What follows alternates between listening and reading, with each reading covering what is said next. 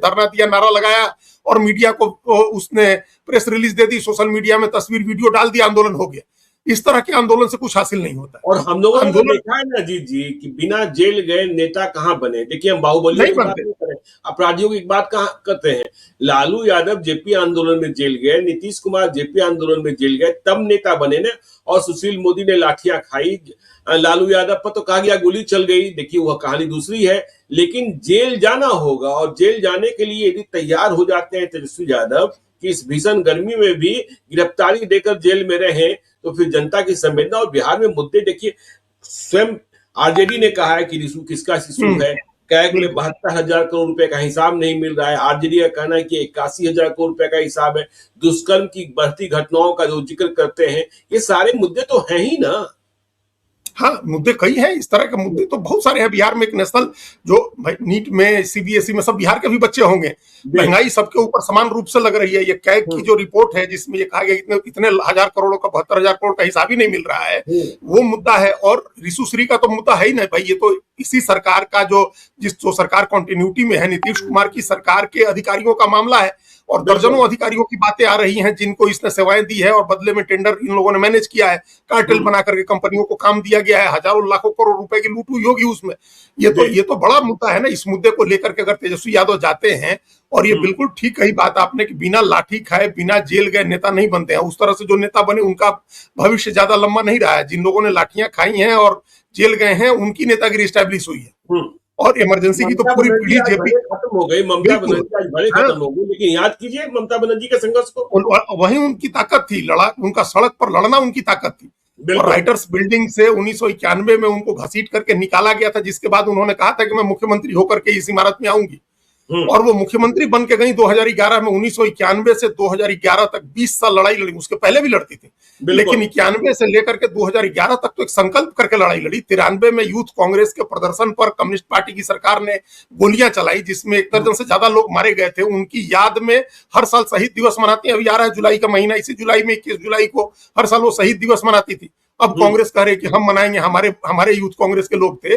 तो ये बिना लड़े नहीं होता है, लड़ना पड़ेगा, सड़क पर उतर के लाठी खानी पड़ेगी। और यही कारण है ज्ञानेश्वर जी, जब जेएम लिंगो मुख्य चुनाव आयुक्त थे और एक मामला उस समय बन रहा था कि आपराधिक मुकदमे जिन पर हो उनको चुनाव लड़ने से रोका जाए, तो हमने एक इंटरव्यू किया था विजय कुमार मल्होत्रा का। उस समय तब भी बहुत बड़े नेता थे बीजेपी के। और दिल्ली के तो पहले जो चीफ एग्जीक्यूटिव मजिस्ट्रेट होता था, जिसको सीएम का दर्जा होता था, वो रहे थे। वो उन्होंने बड़ी मार्के की बात कही थी। उन्होंने कहा था कि कौन सा नेता है जिसके ऊपर आपराधिक मामला नहीं है, जिसके ऊपर 144 तोड़ने का मुकदमा नहीं होगा, जिसके ऊपर 107 का मुकदमा नहीं होगा, सरकारी काम में बाधा डालने का जिसके ऊपर मुकदमा नहीं होगा, सड़क जाम करने का जिसके ऊपर मुकदमा नहीं होगा।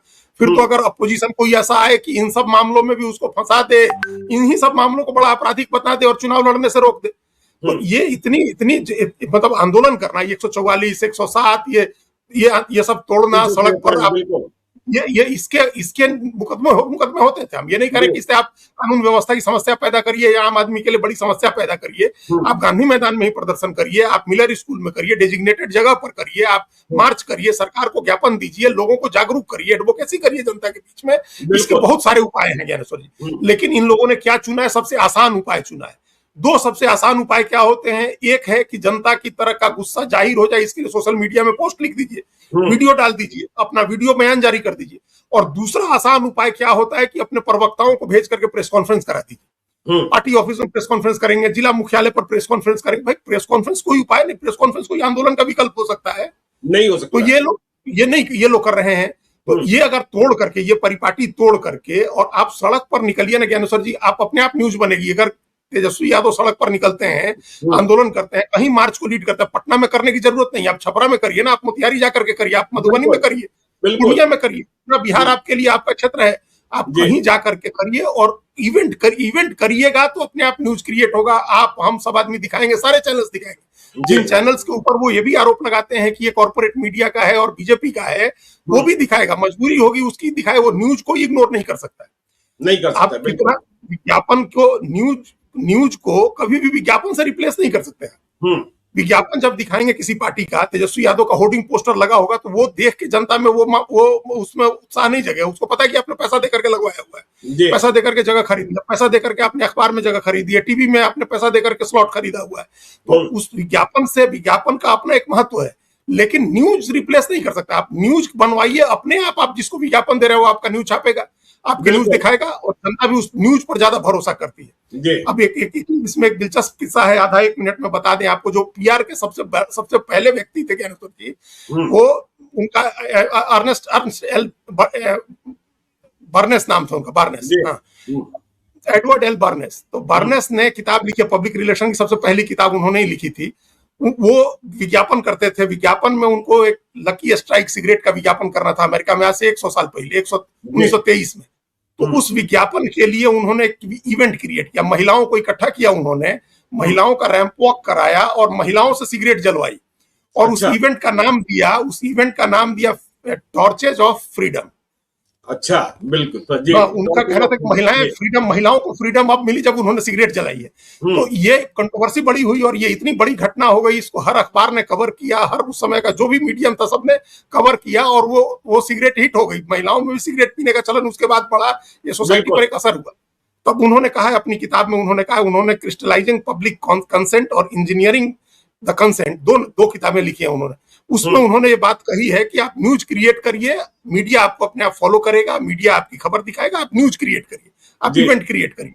तो तेजस्वी यादव को न्यूज क्रिएट करना है, इवेंट क्रिएट करना है। वो निकले, सड़क पर जाए, वो जितनी घटनाएं आपने बताई, रिशु श्री का मामला हो, अपराध बढ़ने की घटना हो, सीएजी का मामला हो, पेट्रोल डीजल की महंगाई हो, खाने पीने की चीजों की महंगाई हो, छात्रों की परेशानी हो, अस्पताल में लोग मर रहे हैं इसकी परेशानी हो, आप इनको उठाइए, जनता आपके साथ जुड़ेगी। और जनता अगर नहीं भी जुड़ेगी